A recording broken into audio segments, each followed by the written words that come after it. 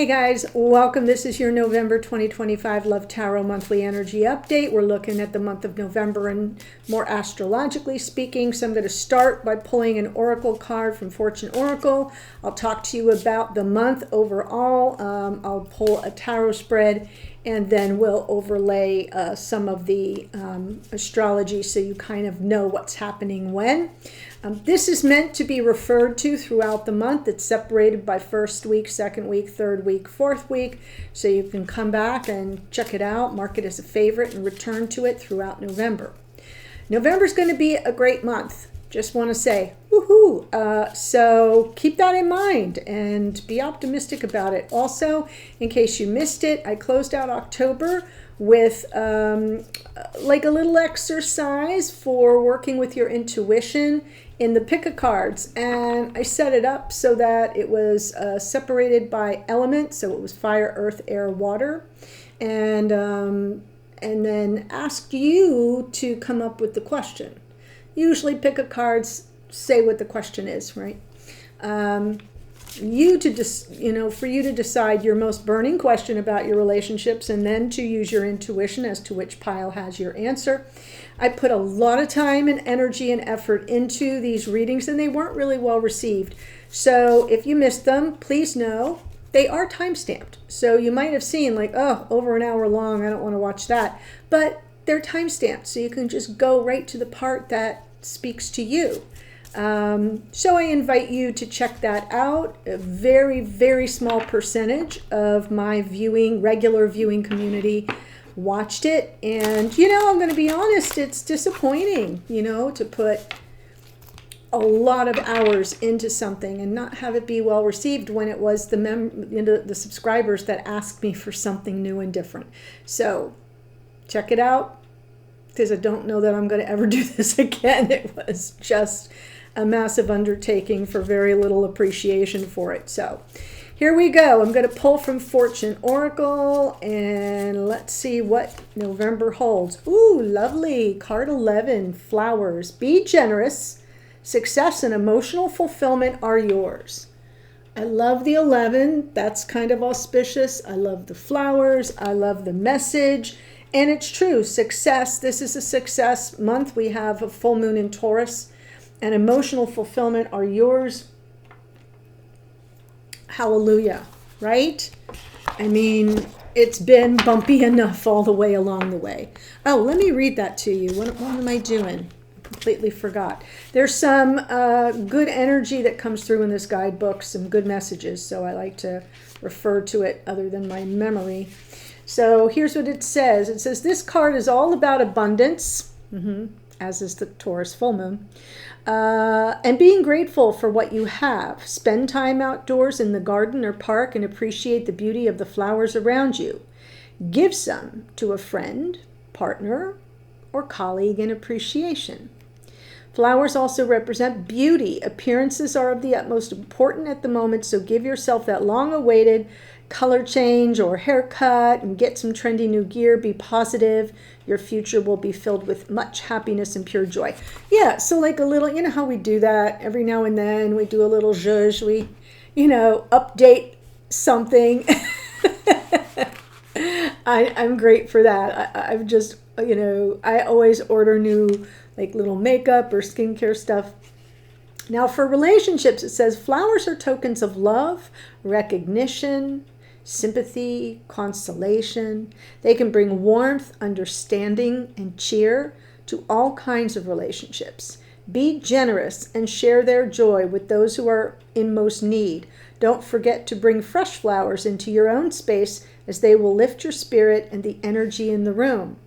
This card can also represent strong love. If someone is on your mind constantly, and you keep going over past conversations or messages received, this card smiles favorably on the outcome and offers good solutions, happy reunions, or wishes coming true. Visitors may arrive unexpectedly, and we are in a Mercury retrograde month, so ding, ding, ding, we have a winner. So stock the fridge and be prepared for a social time. Pleasant surprises await. Yeah. Love it. Chef's kiss. And it is that kind of a month, actually. So let me walk you through it. I have my notes here, so I'll be looking at it periodically. The hot summer that I talked about, while we were going through it, is fully complete this month when Uranus will move back into Taurus. Okay, so it's good to have that sort of stability because Uranus is always a wild card. So to have Uranus back in Taurus till next spring feels great. Uranus in Taurus also talks about, some change, unexpected change in matters of the heart as well as finances. Okay, and Uranus can bring about some stroke of luck and good fortune. So keep that in mind. Mercury is in his retrograde cycle, and he'll be moving backward from the beginning of the month going until the end of the month. So it's usually about 3.5 weeks, almost the whole month of November. Mercury is moving backwards. I'll talk about that. Venus and Mars both are going to change signs. Venus changes signs twice, once in the beginning and once at the end. But we're going to finish the month of November in a very different energetic state than we are when we're starting it now. So we're in the Scorpio mansion, and on the 4th, Mars is going to leave, 4th of November, Mars will leave Scorpio and enter into fiery and stimulated Sagittarius. After dancing with Mercury, which Mars did in the depths of change and transformation because they were both in Scorpio, that's kind of where our shadow resides, right? The fears and the hidden limits that we excavated in most of the month of October will give way to enthusiastic pursuits as October rolls into November. So as we're closing out October in that scorpionic energy, Mars and Mercury, both in Scorpio, they're both changing into Sagittarius in early March. So there's this shift from the watery, deep emotions, in the shadow that we are trying to transform, and then it kind of elevates into like a burst of positivity, of possibility, of adventure, right? We get our mojo back.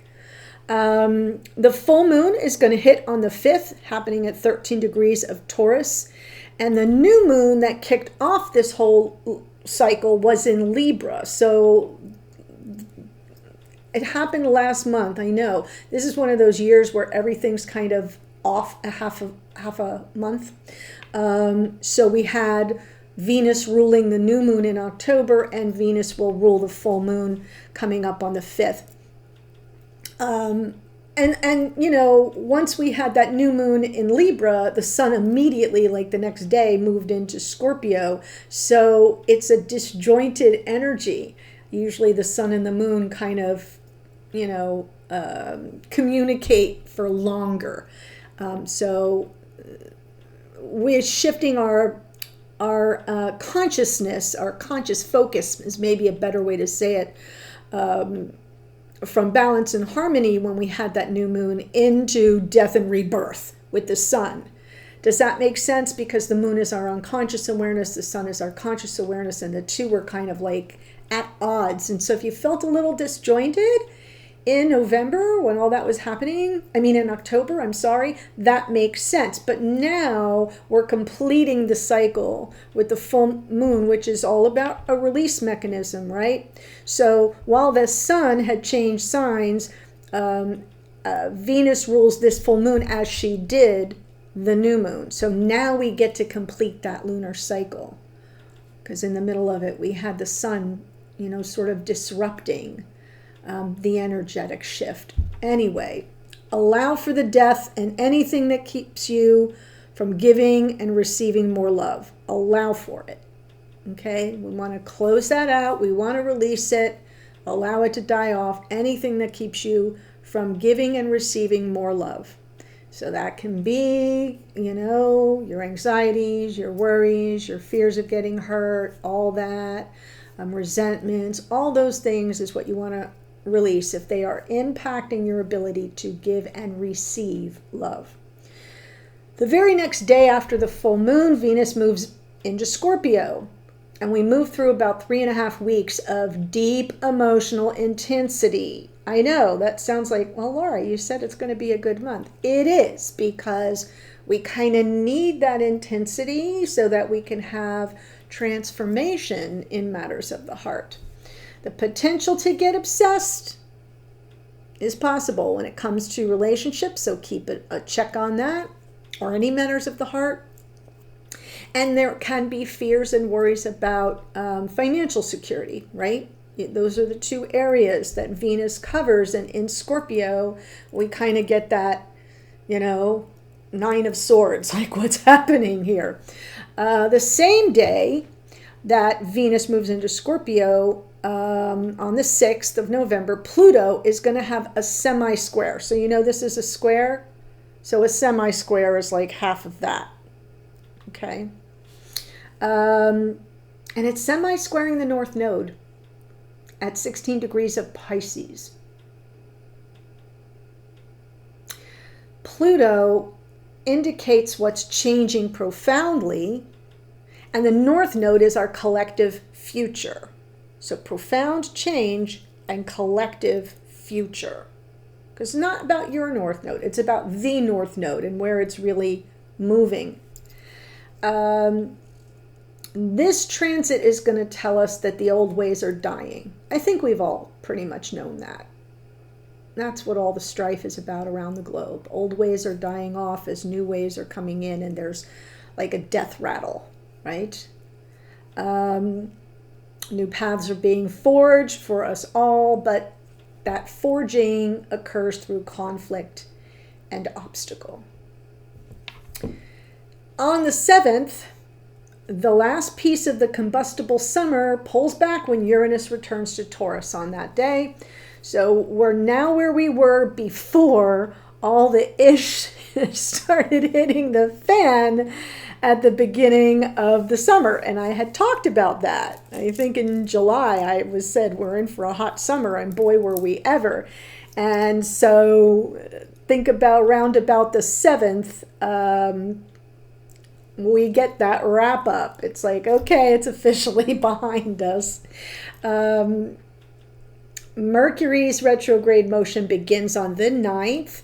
He's going to move backwards until the 29th. So the 9th of November till the 29th. He starts out in very truthful and high-minded Sagittarius, but will backtrack into more secretive, shadowy Scorpio, telling us we need more transformation before we're ready to handle the truth. You can't handle the truth, right? So expect that in that reverse energy, that's Act 2 of the entire Mercury retrograde cycle, as I like to talk about it.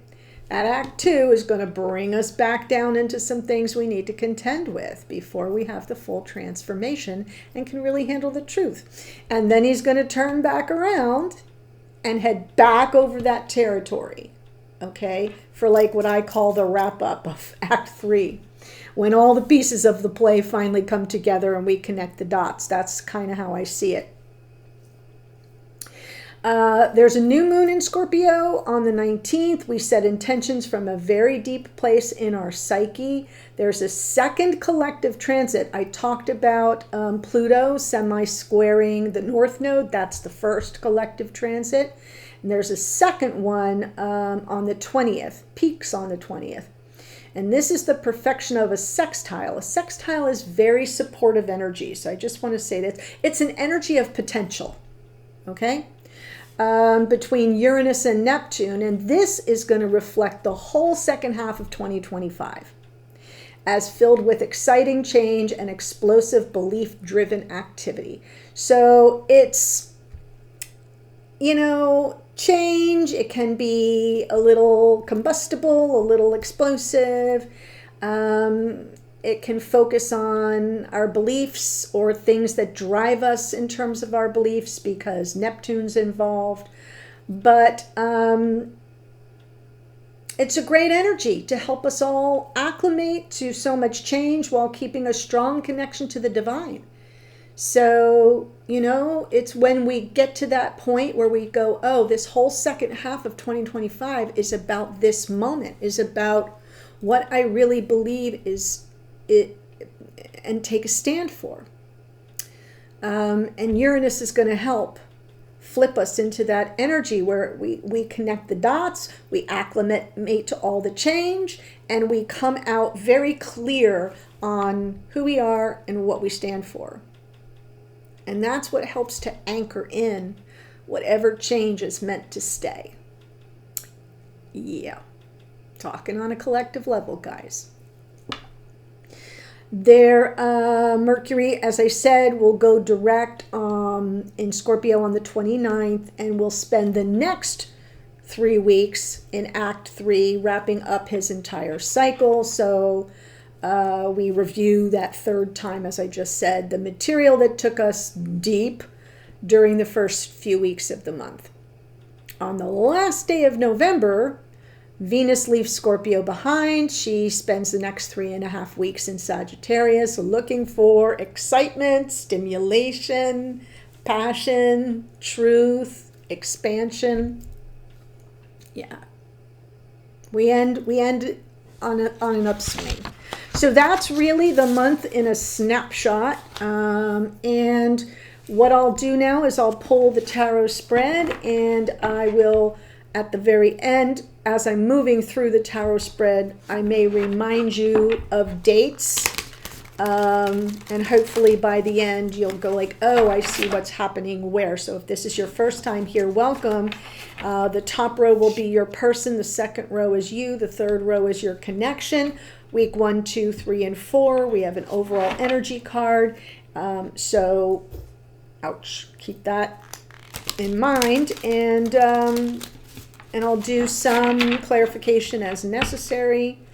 Ouch, that hurt. And then in the extended, there's a link below for the extended where I go all around the zodiac, Aries through Pisces, with mini spreads for the month of November for you, right? Like what to really focus on. Okay? Overall energy, 8 of Cups. I love it because, yeah, part of November is what we're leaving behind that no longer serves us. Really important, super important with the full moon. And also, I love this, success and emotional fulfillment are yours. And so you've already, in the 8 of Cups, we're saying our back is to the 8 of Cups, to the 8 cups, as if to say, I got what I needed out of that. On an emotional level, I'm okay. I'm ready to journey on, to move forward. Some people see this as a walking away card in a relationship reading, but that's not nuanced enough. So we'll see what this is about. What are we leaving behind after our hot summer? Okay, week 1 for your person, 2, 3, 4. For you, week 1, 2, 3, 4. Wow. The connection, week 1, 2, 3, and 4. Nice. Beautiful, beautiful, beautiful. Okay.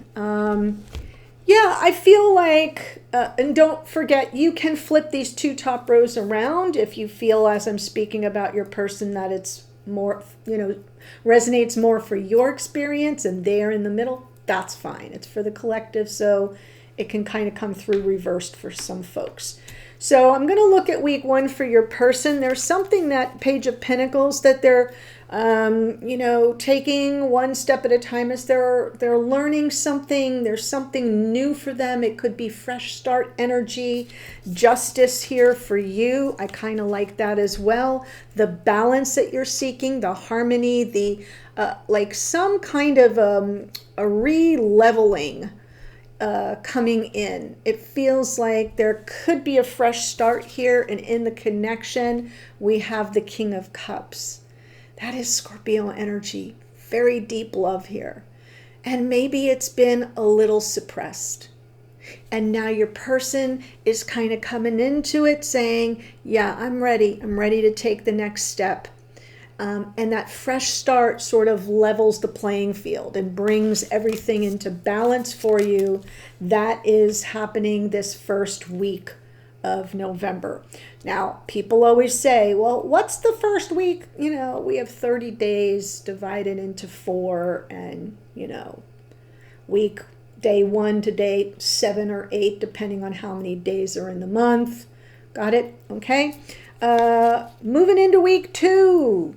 We have your person with the Magician. They're manifesting something. You are very, very grounded here. Stable, Queen of Pentacles. And in the connection, there's a little bit of anxiety, a little bit of agitated energy with the Nine of Swords. So I feel like this Magician being Mercury, and it is at week 2 where Mercury is moving backwards, beginning on the 9th to move backwards. It could be that this person sort of feels a little like lacking some sense of mastery, wanting to manifest something but not knowing if they have it all together to do so. You're kind of like rock solid. So I feel the tension in the connection is you both on some level running some ideas, some thoughts, some perceptions. Remember where I said we could get a little obsessed? That's it. Week 2, little obsession, maybe. That's your red flag. Moving into week 3, we've got your person with the Two of Pentacles. This is sort of where they're assessing realities on the ground. What am I really dealing with? And knowing that that there's a decision that needs to be made. But, kind of not really sure where they're landing. You have Knight of Cups energy, really wanting that vulnerability, that emotional availability, and offer even. Look at that, the beautiful roses there. And the Four of Pentacles in the connection.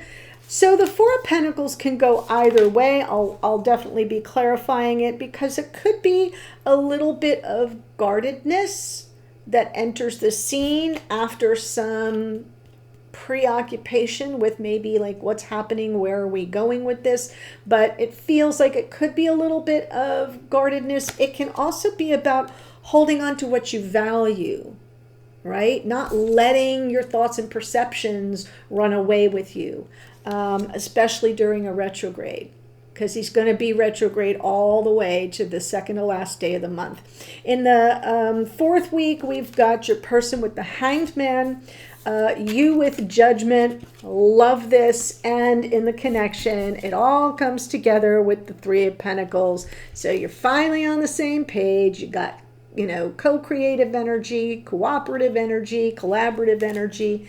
It feels like it's a good way to end the month. What I love here is I'm seeing the Hanged Man more as surrender, and the Judgment card is the receipt, almost like this person kind of falling into you, right? Falling into you're like, it's okay. You can let go. I'll catch you. It feels that, doesn't that look like that almost? When you see it that way, and top of the surface, this person is underwater almost, as if I'm going to catch you. We've got Neptune and Scorpio here. Pluto, I'm sorry. Pluto rules Scorpio. But yeah, it's Pluto rules Scorpio. It's Neptune rules Pisces. All that water energy, that falling into you, that surrendering, that opportunity for second chances, for some redemption here, and pulling it all together at the end. So like I said, the month ends different than it begins, but not for nothing. There's definitely a need in the full moon to leave behind what is no longer necessary to take with you as you continue to move forward on this journey. That's how I'm reading that Eight of Cups. Here we go. Yeah, Ace of Pentacles, Page of Pentacles, Eight of Pentacles. Whoops, sorry. We got some awareness that, we're moving towards something big. We're moving toward a new beginning. Here's the fresh start energy of your person. And underneath, it's like, but there's still work to be done. Behind the scenes, there's an awareness of what we're moving toward, what we're walking toward here is going to require us to really put our heads down and be disciplined and prioritize the relationship, fix what's broke, work, have creative solutions to any problems. It's all very grounded, okay? There's like this anchoring that's happening. I saw it in the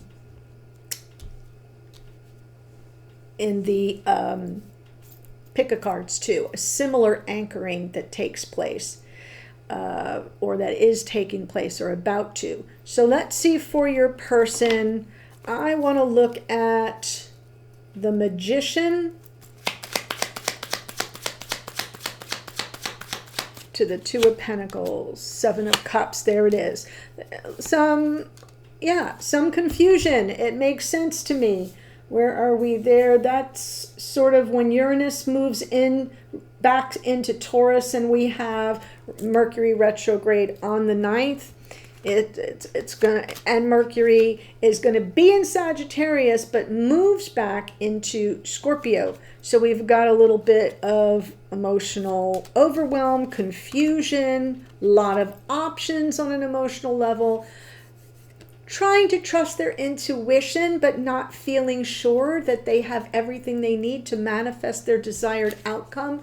What's the root of it, right? Internally, it's about life partnership. And there you are as the Queen of Pentacles, feminine archetype of a life partner. So you're pretty solid. You know where you're headed. Your person between week 2 and week 3 will be a little bit like, not on the fence necessarily, but sort of maybe weighing pros and cons, looking at things from both sides, a little indecisive perhaps, but the energy surrounding it is pretty important. I feel like if this person took it very nonchalantly and acted impulsively, I'd be more concerned. I would. That's me, maybe. And then let's just take a look at this Hanged Man in week 4.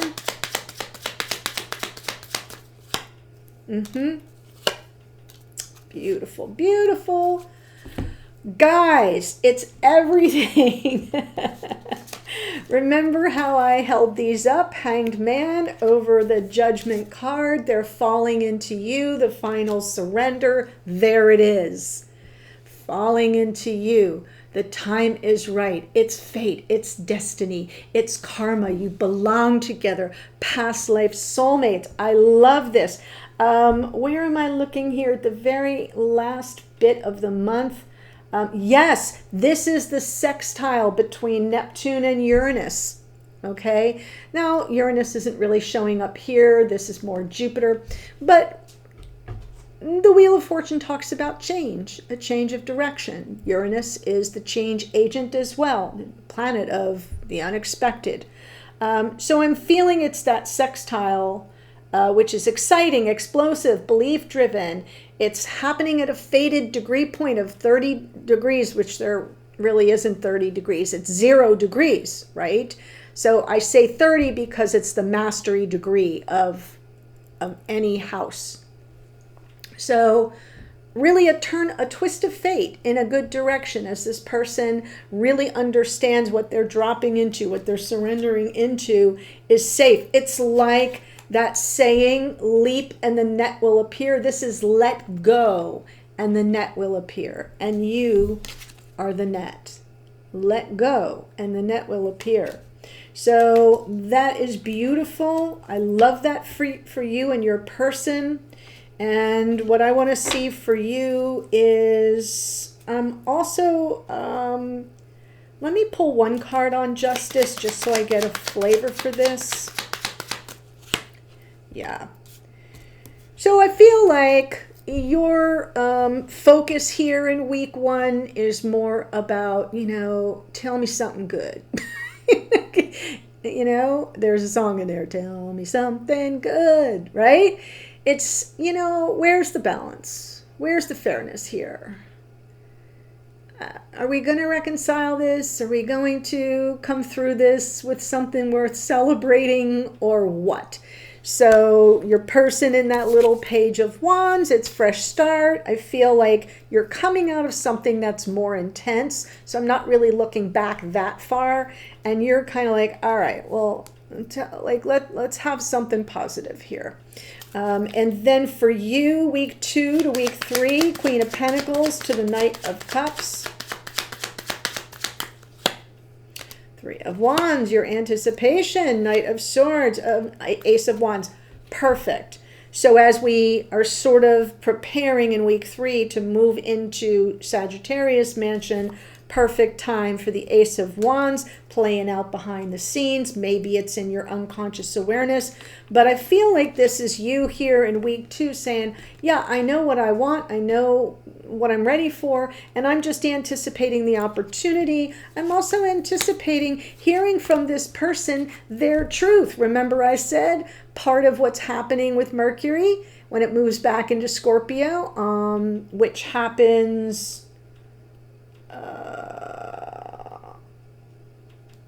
it's direct at 20 degrees. I don't know what day it moves into Scorpio. That I don't have. But it's kind of like the beginning of week 3. So you may be ready for the truth.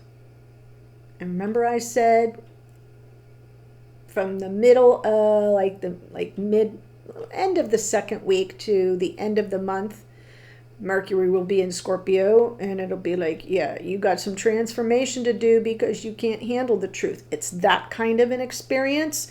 But I feel that you're the grounded one. It's this person who's dealing with that two of Pentacles, my bad, and the Magician clarified by the 7 of Cups, feeling there's so many options here, so many things I need to consider on an emotional level. I don't feel equipped. I don't feel my intuition is working for me, because what they're ruminating about, in essence, is a future, building a life.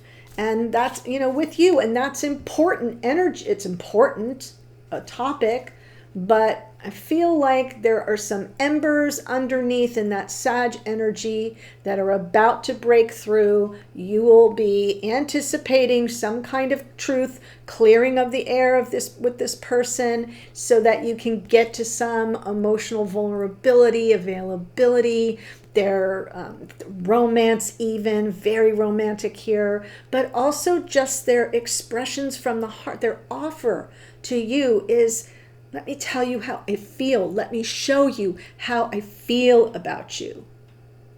I may be all disjointed and seemingly indecisive about what the future holds, but let me show you how I feel about you. And that's going to bring some nice energy. So that's how we close out week 2 and move into week 3.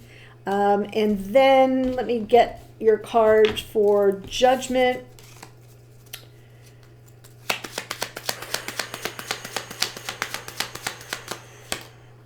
Right. So ready for the happiness.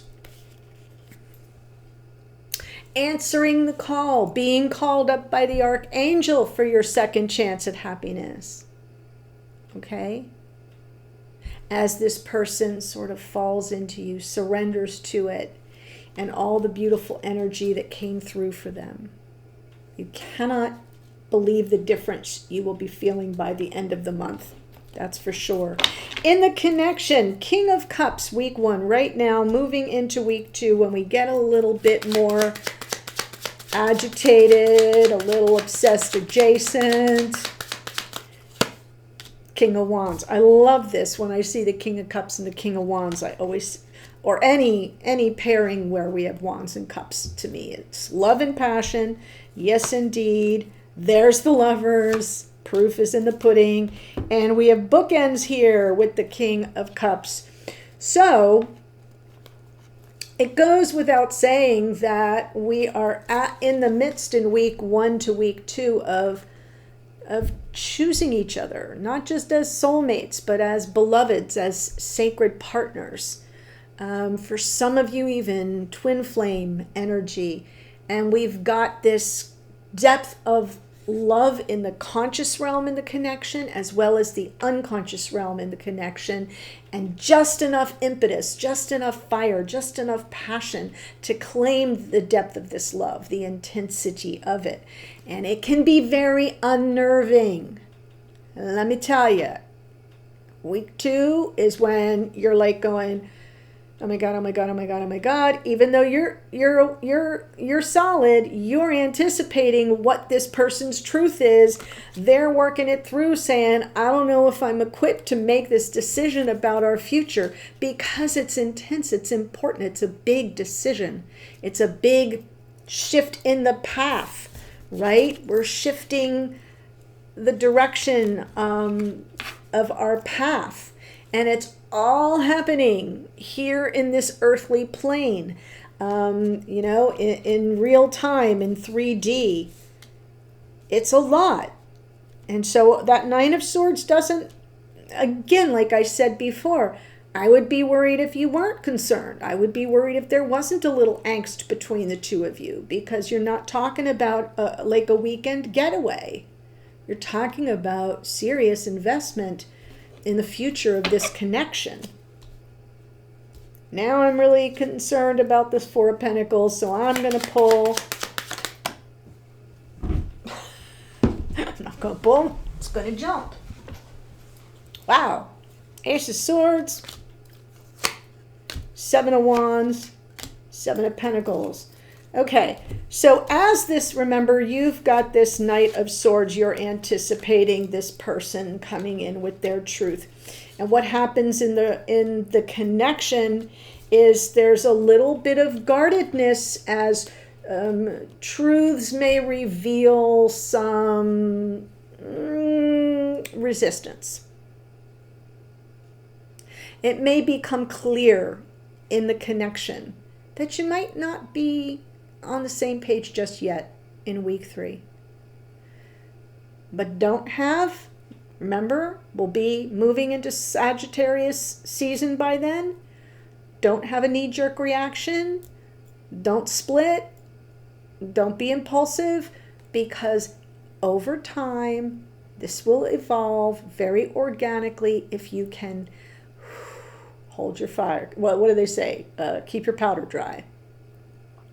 So I am feeling that you're both, like, your person may be the one that's more resistant. You may be the one that's more guarded, because whatever is brought to life is a signal that, oh, we might not be seeing this eye to eye. We may not be on the same exact page, but if you give it time, it will evolve. And by the end of the month, booyah, 3 of Pentacles. It's like, yeah, we see things, yeah, we're on the same page, because your person surrenders. Like, they go like, I know I can trust this person. This person is my person, and we're meant to be. Wheel of Fortune, 6 of Cups, and there's judgment underneath, and you are in fact the judgment card. And what comes out of that is a whole lot of happiness. Yeah, good communication, right? Healthy communication about, anything that feels like it could be a little unstable, or that it might not be sustainable for a long-term committed connection, or anything where there might be cracks in the foundation. You're going to talk about it. You're going to be in agreement around it, and the end result, 6 of Wands, between the two of you, the underlying theme will be, where do we agree? Where do we come together? Where are we aligned? So there is a bit of reconciliation here, and it sort of feels similar to this Justice and 3 of Cups, right? Where's the balance so we can agree to that and come together in a way that feels really positive on an emotional level? That's kind of how we close out the month. So the Tower isn't a tower in terms of everything crashing down. It's a tower that's talking about we have to be aware of, we have to be in concert, we have to be working together cooperatively, co-creatively, collaboratively, to make sure we're aware of where we need to shore up the foundation here so that things don't fall apart. And that will be the focus of communication. It will be non-threatening. It will be in the greatest spirit of, cooperation. And then the underlying energetic is, what do we agree on? What's our jumping off point? Where do we both feel that's a valid concern? You got a valid concern. I've got a valid concern. We understand how we're going to negotiate that. Off we go. Victory. Triumph. Winner, winner, chicken dinner. So my loves, that is November. I'll give you the astrology in a second. Remember, there's a link below for the extended, which goes all around the zodiac. So you'll get little mini readings based on the energies here. So I can show you what you might be working on for the month. And if you have any of the monthly memberships, any of the individual zodiac ones or the all access pass, you already have access to this extended in the monthly energy update collection. Just want to let you know that. So you can log into moments.com with your username and password and get to it there. Whew. Okay, so here's your astrology. We have the Page of Pentacles twice. Guys, if you haven't yet done so, please do subscribe below. Don't forget to like. Yay! My sign has a little glare on it, but there's not much I can do about it. I'm right across from a window. I'm trying to figure out how to work with that, because when I hold up my hand, you can see the shadow there. It's just window glare. But anyway, like, hype if you have a hype left. If not, come back on Monday and hype it. And as always, thank you so much for your continued support. So here is the astrology. Page of Pentacles is out 2 times. That's Taurus, Virgo, Capricorn. We have the Magician is Mercury, rules Virgo and Gemini. The High Priestess is the Moon, and the Moon rules Cancer. We have the Hanged Man, as I said, is Neptune. Neptune rules Pisces. The Wheel of Fortune is Jupiter, which rules Sagittarius. Judgment is out twice, Pluto, which rules Scorpio. Justice is Libra. The Queen of Pentacles is Capricorn. Knight of Swords is Gemini. Knight of Cups is Pisces. And the Sun is the Sun, but rules Leo. King of Cups is out twice, more Scorpio. Yay. King of Wands, more Leo, more Gemini. In the Lover's card, what do we have here? Nothing here. And we have Mars here in the Tower, which rules Aries. That is what I have. Your beautiful card number 11, Flowers. Be generous. Success and emotional fulfillment are yours. I say so. All right, guys, I'm headed to the extended. I'll see you there in a second. The link's below. Bye for now. Have a wonderful month.